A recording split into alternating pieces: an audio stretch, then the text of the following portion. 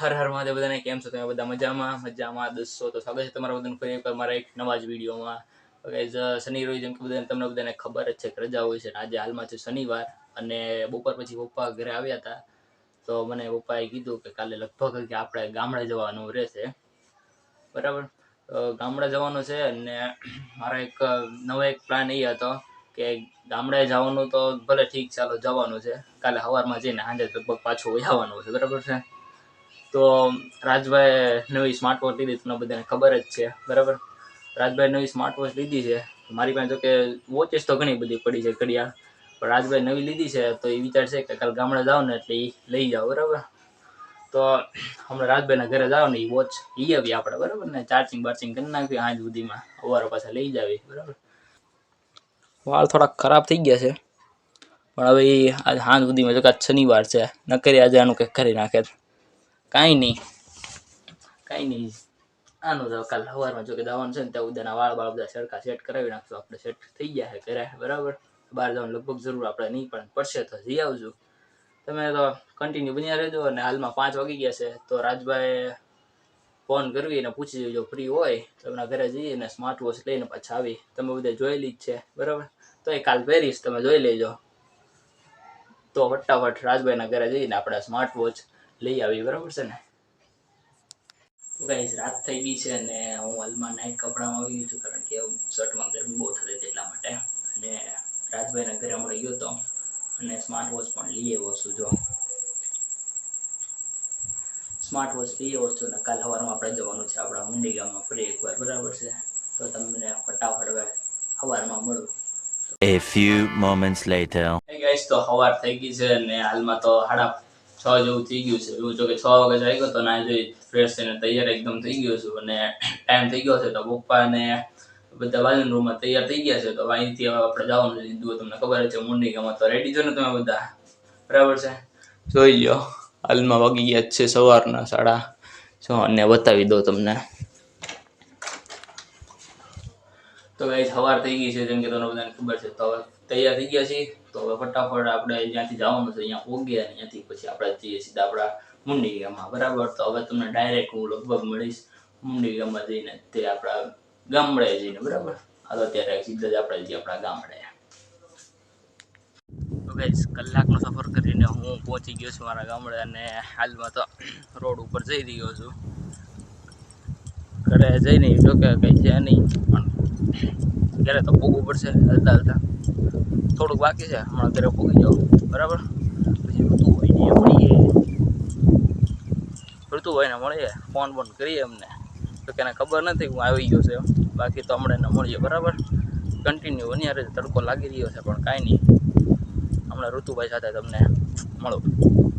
મુંડી ગામમાં આવ્યા એટલે મારા ગામડામાં આવ્યો હતો અને ગામડે તો મેન કારણ સૌથી પહેલા તો અહીંયા જે મારું જે બાજુમાં ઘર હતું આ મઢ છે. મઢમાં શું, મઢની બાજુમાં જે મકાન હતું તમને ખબર છે પાડી દીધેલું છે. એની બાજુમાં હતું ને એ પણ પાડી દીધું છે. હવે અહીંયા નવા ઘરથી મકાન બનાવવાનું શરૂ કરવાના છે થોડાક સમયમાં. ચોમાસું આવી પહેલા લગભગ ઊભા કરી દેવાના છે બરાબર છે. અને તડકો બહુ લાગી રહ્યો છે અને હાલમાં વાગવા આવ્યા છે. આગળ તો પાછળ છે નકરમાં બતાવે. હાલમાં લગભગ 1 થી 1.5 વાગવા આવ્યો છે.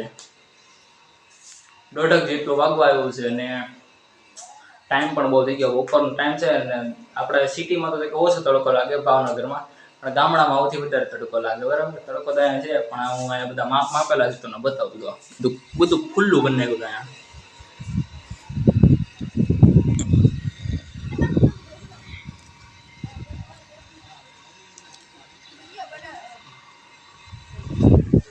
તો ગાઈસ તમે બધે જોયું કે હાલમાં આ બધું તોડી નાખ્યું છે અને હવે અહીંયા નવા સરથી મકાન આપણે બનાવવાના છે બરાબર છે. હાલમાં તો અહીંયા કંઈ મકાન છે નહીં, ઓલી સાઈડ ઢાળિયું મોટું બનાવ્યું છે તો અહીંયા બેઠો તો અહીંયા બહુ લૂ લાગતી હતી. પછી હું ગયો મઢમાં અને મઢમાંથી હાલમાં બહાર આવ્યો છું અને હાથ પગ બધું ધોવાનું આપણું બાકી છે. કપડાં પણ બહુ બગડ્યા છે કારણ કે અહીંયા નકરું ધૂળ જ એટલી ઉડે છે એટલા માટે. આ બધું જમરૂખડી છે, જમરૂખ છે નહીં આમાં એકમાં બરાબર. જમરૂખ ખાવા તારે ખાવી છે પણ તારે જમરૂખ નથી. તો હવે જમવા જવાનો ટાઈમ થઈ ગયો છે, બહુ મોડું થઈ ગયું છે. ઋતુભાઈ કે મળ્યા છે નહીં કારણ કે સવારના ઘરમાંથી બહાર જ નથી નીકળ્યા. એના પપ્પાને પૂછ્યું હતું મને મળ્યા હતા ત્યારે એ બહાર નીકળ્યા નથી. કાંઈ નહીં હાલો હવે જમીન પછી તમને બરાબર જમતા ભૂખ બહુ લાગી છે એટલા માટે. હું હમણાં ગયો તો ઋતુભાઈના દુકાને. ઋતુભાઈ બેઠા હતા અને મેં એમને કીધું કે હમણાં આવો મારા ઘર બાજુ. તો એ હમણાં આવ્યા અને પછી હું ને તે અમે બેને પાછા જે રોડ ઉપરથી આવ્યો તો એ રોડ ઉપરથી પછી મેં શરૂ કરી દીધું છે. રોડ ઉપર અમે આવ્યા છીએ કારણ કે ઘર બહુ તડકો લાગતો હતો. હું અહીંયા સાઈડમાં પછી આ ઓલા બ્લોક છે ને એવા ત્યાં બેઠો છું ને અહીંયા ઊભો છે. અને હવે અહીંથી આમ આગળ જવાનો વિચાર છે. રામાપીરનું મંદિર છે અહીંયા.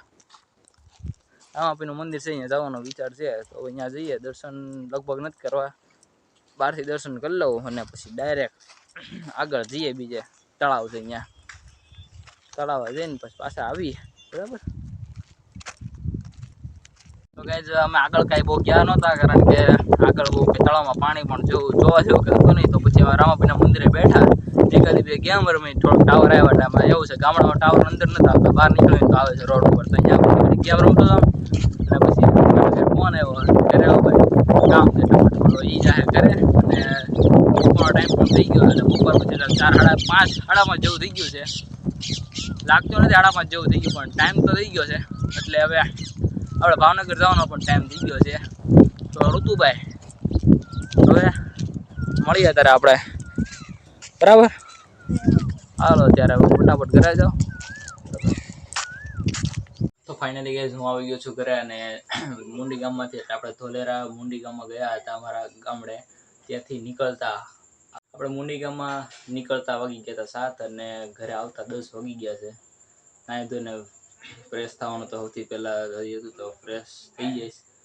અને હવે બ્લોગને એન્ડ કરવાનો પણ સમય આવી ગયો છે. જો તમને વિડીયો સારો લાગ્યો તો વિડીયો લાઈક, કોમેન્ટ, શેર અને ચેનલ પર નવા ચેનલ સબસ્ક્રાઈબ કરવાનું ના ભૂલતા. તો તમને જલ્દી મળો એક નવા જ બ્લોગમાં.